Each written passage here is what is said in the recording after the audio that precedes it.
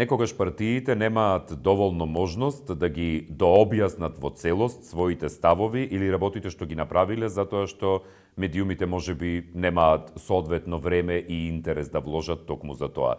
И затоа подкастите во денешно време се нешто кое навистина им дава можност на луѓето кога сакаат, колку сакаат и како сакаат да ги преслушаат и прегледаат тематски или пак едноставно да посветат внимание на тоа што им е од интерес.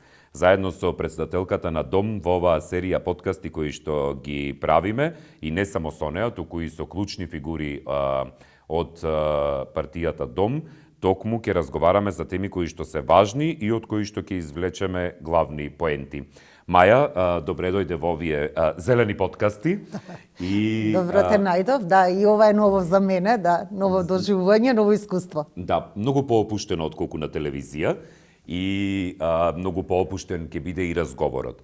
Темата за која што разговараме, впрочем, во оваа епизода е посветена на прашањата кои што се однесуваат на човековите права и на маргинализираните заедници. Како партија во континуитет наназад, постојано веројатно се истакнувате во однос не само на залагањата, на застапувањата, туку и на ефективност проведување на можеби истуркување на закони, на законски измени, на одредени решенија, правилници и слично, и сигурно и другите вака подземаат искуства од вас или ва подпрашуваат и велат ова како дечки да го направиме. Тоа што мене ме интересира конкретно, може на ти да се префрлиме во муабетот. Тоа што мене ме интересира конкретно во овој дел е сигурно некаде, кога си била помала, имало некој пресвртен момент, клучен период, каде што си сватила дека луѓето кои што се маргинализирани во основа им треба поддршка или наедноставно. Кога свати дека треба да станеш дел од активистите и активистите за човекови права? Имаше ли некоја приказна таму некаде и кога? Имаше приказна која што беше во моите средношколски денови од прилика и беше многу шокантна за мене, многу изненадувачка, бидејќи јас до тогаш немав увид, немав сознание воопшто дека некои луѓе се загрозени, дека има насилство, дека трпат. Значи, тоа беше сосема нов момент со кој јас се соочив сосема случајно и тоа беше еден контакт со жена жртва на насилство во семејството. И слушајќи ја незината приказна, јас се разбира дека се вознемирив, бидејќи тоа беше за мене незамисливо. Јас мислев дека тоа само на филм до тогаш сум го видела и дека тоа не се случува во реалниот живот, бидејќи живеам во сосема друга средина. Колку години имаше? И жената, 17 од прилика, 17-18. И жената секојдневно жртва на физичко насилство со 2 деца во семејството, едноставно не може да излезе од домот и прво за мене беше и тоа шокантно. И јас си велам многу спонтанно. А зошто не излезете? Значи, зошто продолжувате да живеете таму каде што сопругот ве тепа, едноставно ве тепа? Па вели, немам избор, немам што да правам и каде да одам и што да правам со моите 2 деца. И раскажува приказната дека не е вработена, дека доколку го напушти домот, практично нема екзистенција за да може да се грижи и за себе, и за децата. Ако ги добие децата? Тоа е дополнително. Ако немала И дека дома назад во примарното семејство не би ја примиле, бидејќи е тоа срам за семејството, веќе кога се омажила, понатаму веќе не ги интересира што се случува и дека си е тоа незин проблем со кој она треба да се справува и дополнително стигматизирањето од средината, затоа што жената имаше едно чувство на срам од целата ситуација. Се разбира, за мене сето тоа беше многу шокантно. Јас добро бев и многу млада тогаш и не ми беа познати овие детали и велам, ама не сте вие таа што треба да се срамите. Ма вели, девојче, ти се мала, не разбираш како функционираат работите, не е тоа толку едноставно. И некако тоа беше за мене клучниот момент кога јас се соочив со една друга реалност, дека Не е тоа се така како што мене на тие години ми изгледаше и дека навистина на луѓето им треба помош, поддршка од другите луѓе и пред се нормално од институциите и дека на тоа мора да се работи, затоа што ако ги оставиме овие луѓе сами, едноставно не можат да излезат од средината на насилството и се разбира дека и жената, мајката во тој случај, па и незините деца растат во една сосема нездрава средина која што дополнително ќе предизвикува и физички и психички трауми и така натаму. Така што, еве, тоа беше за мене можеби клучниот момент кога реков, па ние навистина треба нешто повеќе да направиме. И кога велам ние, мислам баш на тие луѓе кои што не се директно засегнати. Нели, некако беше логично дека само тие што имаат проблем, што се жртви на насилство или така, или маргинализирана група, дека само тие треба за себе да се борат, за да им биде подобро. Јас мислам дека е сосема обратно. Дека токму ние другите, што не сме лично засегнати, треба да бидеме гласот на онеправданите и ние треба да им помогнеме затоа што сме повеќе во можност отколку овие другиве луѓе кои што се на маргините. Може би тоа беше пресвртно да сватиш дека сакаш да помагаш на луѓето, па затоа и медицина заврши? Не, со медицината беше обратно. Медицина сакав да студирам уште од основна школа, од прво, второ оделение, кога ни кажува, нели, ајде писмена вежба што ќе бидеш кој ќе пораснеш. Од тогаш сакав да бидам докторка. Добро, и татко ми беше доктор, така што веројатно тука и во семејството некоја таа атмосфера, иако мојата приказна е поинаква, конкретно тој беше апсолутно против да студирам медицина, ама добро, како што најчесто е родителите не сакаат децата да го одат нивниот пат. Но еве мене тоа ми беше желба и на тоа ме потсети една другарка од основно оделение од прва, втора, таму што бевме заедно во оделение и се среќавам со неа после многу години. И таа ме прашува што работиш, што се случи со тебе, кај си сега и така, и јас се велам, еве работам како лекар и така. И ми вела, па не сум изненадена. Зошто не си изненадена? Па се сеќавам јас уште у прво оделение кажуваше дека сакаш да бидеш докторка.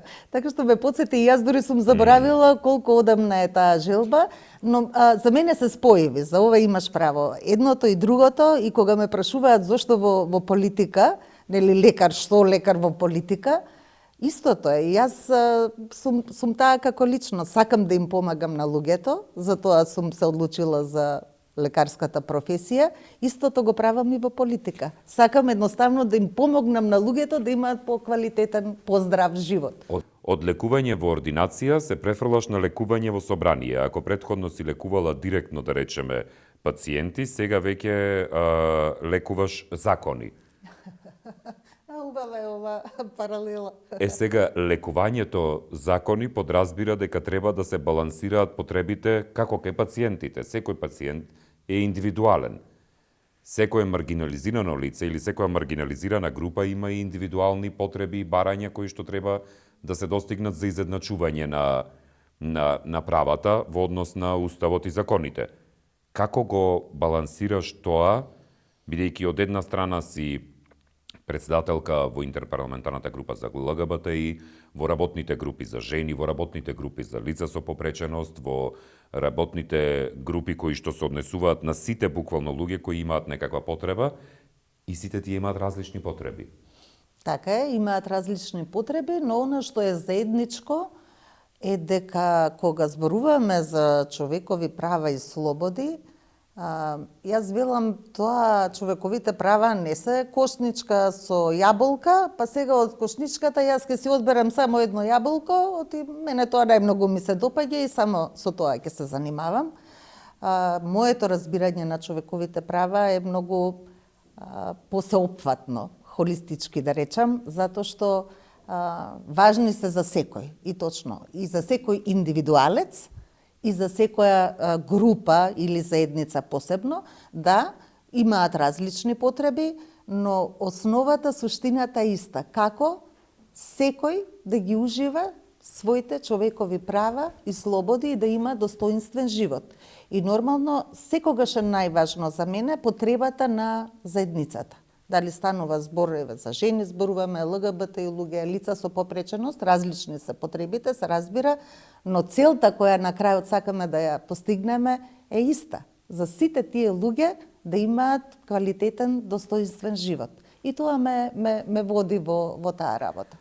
Во однос на ова прашање кога сме, овие техничките, па после малку ќе преминеме во по централизирани. Кој се или кое е најгорливото прашање што сега во моментот мора да се реши? После 7 години во собрание, 7 така? 7. Многу машала. Ама не доволно веројатно да се исполнат сите. Да, и јас така мислев прв пат кога влегов во собрание пред 7 години дека брзо ќе се движат работите и така со еден ентузијазам и идеализам да кажам дека нели кога имате добар предлог за закон, добра идеја што е корисна и дека сите ќе ја поддржат и дека тоа брзо ќе оди, ама брзо исто сватив дека тоа не се случува, бидејќи некои од колегите пратенички немаат такво видување на нештата и не мислат дека е тоа добро решение. Некогаш се партиски некои нели интереси кај нас, па блокади, мислам сите знаеме што се случува и мене на почетокот тоа ми беше многу чудно. Зошто да не помине и зошто да не биде поддржано од сите некој добро законско решение? Но очигледно поинаку функционира собранието, така што за некои работи треба многу упорност, многу работа, многу разговори и со пратениците, и со различни политички партии, со граѓанските здруженија. Тука апсолутно мислам дека се тие многу важни во целиот овој процес на подготвување, на носење закони и така натаму. И сето тоа одзема време и споро, за мој сваќање, споро одат тие процеси, бидејќи мислам дека навистина би можело побрзо и тоа ќе биде подобро за сите. Дали се покаже искуствено во изминатите години дека континуитетот на луѓето кои што се борат за одредени прашања, во случајот еве конкретно во делот на човековите права и маргинализираните заедници, континуитетот на едни луѓе кои што докажано посочиле дека можат да ги истуркаат законите во собрание е многу важен. Да, мислам дека е важно тие луѓе да продолжат со својата активност и со својата работа, бидејќи навистина има во собранието неколку, еве сега не сакам никого нели да именувам од колегите и колешките кои што се посветени, повеќето се жени, кога зборуваме за човекови права, тоа е многу интересно. Зошто е тоа, Маја, така? Не, јас тоа го објаснувам дека жените се посензитивни на прашањата за човекови права и слободи и би рекла поемпатични и повеќе солидарни, можеби. Дали е тоа сега прашање на воспитувањето, можеби и еден дел од стереотипите, можеби е дел нешто и од природата, но дефинитивно е така. Многу интересно, например, еве во Комисијата за еднакви можности на мажи и жени, членува само еден маж пратеник. Сите останати сме жени. И генерално во групата за ЛГБТ исто само еден маж пратеник, другите се жени пратенички. Значи тоа се покажува постојано на сите собери, на сите дискусии, дебати кога станува збор за човекови права, повеќето се жени и тие се некако многу попосветени на борбата за унапредување на човековите права. Кратко, што е најгорливиот проблем што сега мора да се реши веднаш? Кога ќе се избере нов состав, што е клучното што мора веднаш да се преземе од претходното што сте го работеле вие? Добро, има многу работи, ама јас вака би дала еве некој како приоритет. Мора веднаш да се донесе законот за родова еднаквост, Добро. Кој што веќе нели започна некоја дебата, тој за волја на вистината долго години се подготвува, но гледаме кои беа реакциите што се случуваше. Во однос на ЛГБТ и луѓето, законот за правно признавање на родот, мислам, кој што исто така се заглави како резултат на влијанието на антиродовите движења и околу тоа би сакала малку да продискутираме, но мислам дека тоа веќе е нешто што може и бидејќи има веќе основ да брзо да биде усвоено. Така што тоа би биле, вака да речеме, еве приоритети во најбрз можен рок кои што треба да се реализираат. Се разбира дека има уште многу прашања кои што треба да се отвараат кога станува збор, особено за ранливите категории. На овие ги издвојувам бидејќи веќе се практично готови законски решенија, потребна е само политичка волја за да се изгласаат и да им се олесни животот на луѓето. И двете прашања веројатно се тие кои што потпаѓаат под влијание на одложување на нивното решавање, веројатно поради антиродовите движења, нешто за што од нигде никаде изненадувачки за сите се појави. Веројатно во тој дел ме интересира директно, најдиректен став во однос на тие движења. Значи, антиродовите движења се антидемократски движења. Вака најкратка дефиниција. И тоа не е, ние сега имаме представа дека се нешто ново и така, бидејќи беа реакциите бурни, за прв пат ние видовме таква бурна реакција во македонското општество по однос на овие два закона, но тоа е феномен кој што е глобален, значи присутен во целиот свет и трае веќе неколку години. И јас неодамна бев во Осло, тоа беше една конференција на пратеници од сите региони во светот и на Агенцијата на Обединети нации за население и развој. И еден панел беше посветен токму на антиродовите движења. И Европскиот парламентарен форум за сексуални и репродуктивни права има подготвено, изработено цела студија, значи истражувања за овие движења, кои што се јавно достапни, беа таму и презентирани, и е следен периодот од 2009 до 2018 година. Затоа велам, тоа трае подолго време, само што ние не го препознававме во јавноста.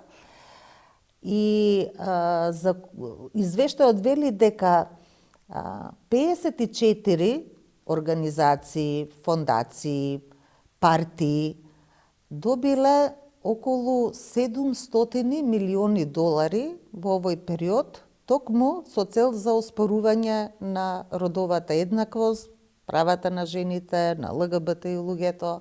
Значи, тоа се сериозни организации, би рекла, со сериозно финансирање и затоа и влијанието толку големо. И не само што ние овде не сме ги препознале, значи истиот проблем и во Европа, затоа што и тие беа фрапирани, ги гледав јас и ги следам дебатите и во Европскиот парламент на оваа тема, дека навистина треба ова сите да не загрижи, да се преземат соодветни активности и што е најинтересно, овие пари не доаѓаат само од Европа, има од Европа, доаѓаат и од Соединетите Американски држави и од Русија. Така што главно тоа се верски екстремисти поврзани со десно, ултрадесно, ултраконзервативни некои актери и на тој начин тие практично го шират тоа влијание. Но знаете како, ние овде имавме перцепција дека се нападнати само ЛГБТ и луѓето и тоа најмногу трансродовите луѓе беа нели предмет на атак. Јас мислам дека е тоа затоа што е тоа најлесно. Трансродовите луѓе се најмаргиналната група во општеството, најмалку по број, што од друга страна е многу нелогично. Јас не знам дали во Македонија има 100 трансродови луѓе и толку голема бура се направи, и толку големо вознемирување кај целото општество за толку мал број на луѓе да можат да си обезбедат некој подостоинствен живот. Што значи подостоинствен живот? Еве за јавноста што можеби не е запозната со овие прашања. Значи, ти сигурно си во комуникација со активистите. Така е, апсолутно сум во комуникација и многу сум им благодарна што се охрабрија и дојдоа во собранието трансродови луѓе, не само пред мене, туку пред сите други пратеници членови на групата, токму да не ги раскажат своите лични приказни и зошто за нив овој закон е многу важен и како тоа нив ќе им го направи животот подостоинствен. Како? И еве, например, со што тие се соочуваат, што веројатно другите луѓе не ни знаат дека се случува, бидејќи ознаката, името на личната карта, на документот, не соодветствува со надворешниот изглед, за кој ние нели имаме сите стереотипи како изгледа маж, како изгледа жена, и во овој случај тоа не соодветствува. И сега, пример, тие кога одат во банка, на шалтер, службеникот вели, вие не сте ова, ми давате фалсификуван документ, ова не е ваша лична карта. Ве сметаат како криминалец, малтене, бидејќи им доаѓа чудно како може вие да сте со изглед, да речеме, еве, условно на жена, а да ви стои име, матичен број од машки пол. Или кога одат на граница, патуваат. Истото им се случува, па дури на некој им се случувало и да бидат проверувани со соблекување и така натаму. Или ке ве застане полиција, например, додека возите. Значи, тоа се во здравствени установи. Тоа се секојдневни проблеми со кои тие се соочуваат и некогаш и не само што трпат дискриминација, нели, подсмевање, говор на омраза и така натаму, туку едноставно не можат да си ги завршат своите административни обврски, ете заради тоа што не можат да променат ознаката на полот, името во личната карта. И затоа е законската измена. Тоа е, толку е законската измена. Маја, во делот еве кога веќе... И морам да додадам тука и некако се направи, пак да се вратам на антиродовите, знаете што е најзагрижувачки? Отрековме да атакот е на трансродови, но не само на нив, и не само на ЛГБТ и луѓето, туку и на жените. Оти ние гледаме, и пак ќе кажам, не е тоа само кај нас, и на глобално ниво, затоа што се оспорува Истанбулската конвенција, која ние, и јас сум била еден од најгласните застапници за усвојување на Истанбулската конвенција, и стојам за тоа, дека е тоа најсеопфатниот документ, тоа е документ на Совет на Европа за борба против насилство врз жени и семејно насилство. И сега се оспорува, значи, однев и таа конвенција, а од друга страна велат, ама ние сме за жените. Како сте за жените, ако го оспорувате документот кој е навистина клучен во една сериозна институционална борба против насилството врз жените, родово базирано насилство и семејно насилство. Се оспорува и правото на абортус. И ние гледаме дека и тоа е многу интересно како функционира. Некогаш одат чекор по чекор. Значи не комплетна забрана на абортус, туку некои рестрикции, па постепено, но на крајот всушност е тоа оспорување на правото на жената. Така што со тоа ширање на невистини, на лаги, на дезинформации, оти тоа се дезинформации, тоа не се научно базирани докази, тоа се манипулации со јавноста, и јас граѓаните ги разбирам, затоа што тие кога ги примаат тие информации, веруваат во тоа, и бидејќи навистина се застрашувачки, ако некој ви вели дека вашите деца ќе бидат доведени во опасност, дека семејството ќе исчезне, не знам што ќе се случи, и луѓето се плашат. И на таа приказна на страв, практично се реакциите, а тоа доведува и до уште поголема поделба во општеството, и до омраза и нетолеранција, што значи стабилноста на општеството се доведува во прашање. Така што е многу посериозна, сакам да кажам, приказната од тоа дека само за трансродовите луѓе и повторно сакам да потенцирам глобален феномен. Кои специфични, да речеме, законски измени или унапредувања во делот на процесите во собранието кои што се водат, сте ги направиле како партија или сте ги направила како пратеничка? За жените зборувам сега. За жените во изминатиот период навистина добри законски решенија направивме. Еве, тоа е нешто што ми причинува големо задоволство, и можам да кажам дека и од различни политички партии преку клубот на жени, нели, пратенички, имавме тука добра критична маса за да ги истуркаме овие закони, и поднесовме и некои амандмани со насока на подобрување на предлозите на законите, и тие беа прифатени, така што Да речеме, еве, ја спомнав Истанбулската конвенција, ратификувавме 2017 декември и тоа беше базата за да понатаму оти треба сите други закони да се усогласат со Истанбулската конвенција. Законот за спречување и заштита од дискриминација 2020 го усвоивме. Понатаму 21 чинам беше законот за спречување и заштита од насилство врз жени и семејно насилство, исто така усогласен со Истанбулската конвенција. Па кривичниот законник измените, каде што нели веќе и фемицид се воведе, па разни облици како сексуално вознемирување, демнење, па дури онлайн насилството, нешто што не беше случај претходно во нашата законска регулатива. Ја усвоивме националната стратегија за родова еднаквост.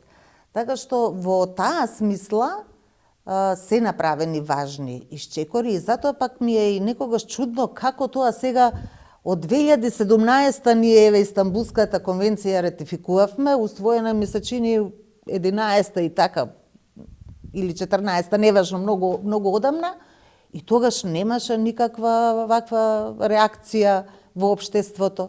Па сега слушам за терминот род бил спорен. Па тој термин род, родова еднаквост, родов идентитет, значи сите овие термини кои што сега се оспоруваат, тие се дел од многу закони, од многу стратегии, од акцијски планови со години наназад и никогаш не биле спорни. Дали жените во земјоделството се една специфична група на која што исто имате во план да продолжите да им посветувате внимание? Така е, затоа што тие, ти кажа предходно, одредени групи се соочуваат со специфични проблеми, така е, тие имаат своји специфични потреби. Добро е што, например, се издвојуваат дополнителни субвенции за жените земјоделки, за да бидат тие мотивирани да бидат носители на земјоделството како професија, значи не само дел од како работна сила, туку да бидат тие директно како жени вложени и тоа треба да се мотивира и понатаму, тоа е навистина добро. Има една програма сега во Министерството за земјоделие, каде што правото на породилно отсуство да добиваат некој надоместок се регулира и тоа е, да речам, добар чекор напред, но она што е потребно и тоа е нешто што веднаш треба да се направи следниот состав, е законска регулација на ова право, значи за да можат жените земјоделки согласно закон да се користат породилно отсуство или боледување кое што ќе биде платено, како што е за сите други професии. Сега зборувам за жените земјоделки, се разбира тоа право треба да го имаат и мажите земјоделци за да можат како и сите други да го остваруваат. Во однос на само уште едно прашање имам околу делот на маргинализираните заедници што не прашава, тоа е клучно бидејќи како земја сме и многу специфични во целиот регион со имањето на интерпарламентарната ЛГБТИ група како работно тело во собранието. Мислам дека сме единствени сме во регионот така? Што има таква група, да. Ние формиравме таа група 2018 и ја формиравме практично во соработка со граѓанските здруженија.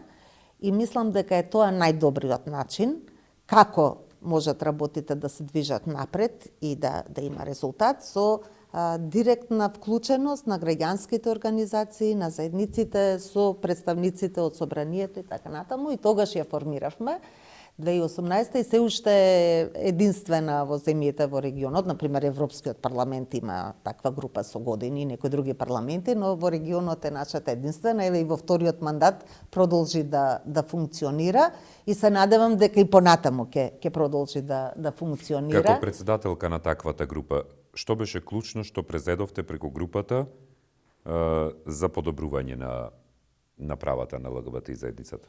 Да, мислам дека најголема придобивка беше усвојувањето на новиот закон за спречување заштита од дискриминација, бидејќи со тој закон за прв пат сексуалната ориентација и родовиот идентитет се внесоа како основи за дискриминација и тоа е важно за ЛГБТ заедницата.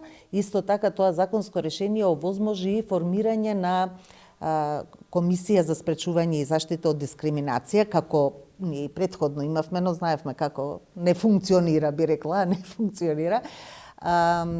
Професионално, независно тело, кое што навистина во овие неколку години покажа дека ефикасно си ја врши својата работа, затоа што голем број на представки, граѓаните веќе се охрабруваат да поднесуваат представки, тие ги разгледуваат, јавно ги соопштуваат, така што има подобрување.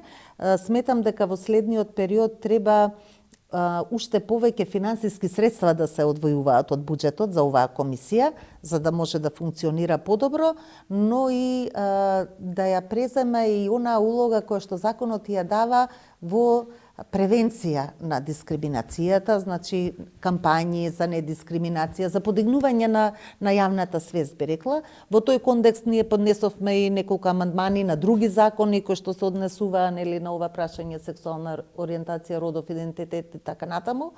И она што не успеавме, го поднесовме како предлог закон, тоа е предлог законот за промена, нели законот за матична евиденција, за правно признавање на родот, но ете тоа не го виде тоа законско решение светлото на денот. Се надевам дека во следниот состав на парламентот ќе биде усвоено и еве тоа ќе биде некој чекор напред. Дали е важна соработката која што ја имате со сестринските зелени партии од Европа и зошто е важна? За Дом е многу важна, но јас би рекла важна и за македонското општество. Зошто?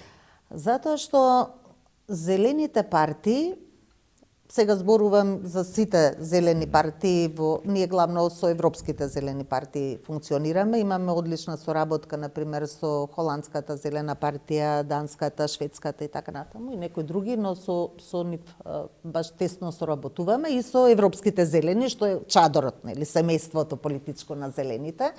Оти можеби кај нас луѓето малку знаат што се тоа зелени политики, зелени вредности, обично не поврзуваат само со заштитата на животната средина. Тоа е генерално перцепцијата, дека ако си зелен, тогаш се грижиш за животната средина. Се разбира, тоа е базата, но за зелените вредности подеднакво се важни и човековите права и слободи, и борбата против корупција, и владење на правото, солидарноста, значи тоа се вредности кои што ве карактеризираат како зелена партија.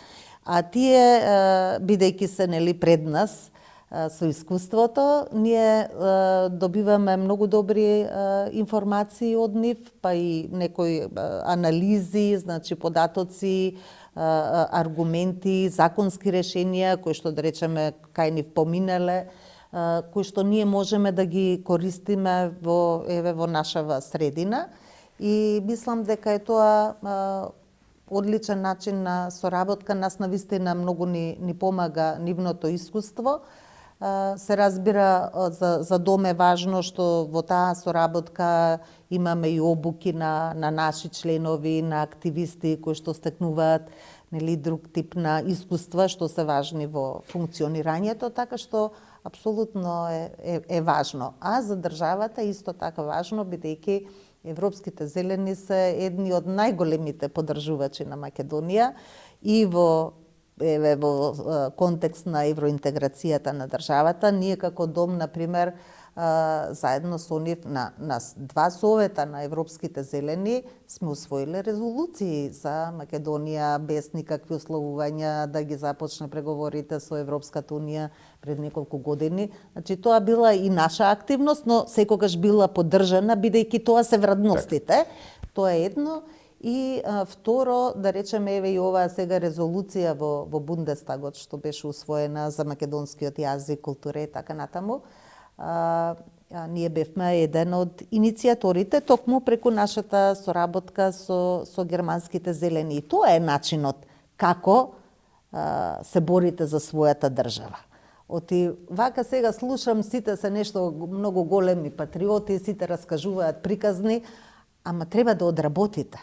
И кога одите во контакт со пратеници, политичари, се едно, од вашите политички семејства, таму е местото каде што вие можете да направите влијание. Јас еве сум одела и во парламентот, во Страсбург, во мешовитиот комитет и така натаму, ама тоа се бара посветена работа и ангажман, прво за да ги објасните нели позициите, да добиете поддршката, тие да се заложат за вас, односно еве во случајов за нашата држава, ама е тоа начинот. Најлесно е јас и ти овде да си кажуваме колку многу ја сакаме Македонија и се, ама треба тоа да се одработи таму каде што е местото и таа поддршка се гледа. Ние точно е дека сега со Бугарија не се сочувавме со разни коментари и така небулозни и сето тоа, ама моето искуство од контактите со другите пратеници, европратеници од државите членки на ЕУ е дека тие апсолутно веќе немаат поддршка за такви некои барања, условувања и така натаму. Што да речеме, можеби јавноста кај нас и не го знае. Ама тоа сето некои луѓе го одработиле, што би рекла јас, значи се залагале, зборувале таму каде што е местото за тоа да се направи и ја добиле поддршката и затоа ја имаме поддршката, но пак ќе кажам, клучно е таа да се базира на вредносен систем.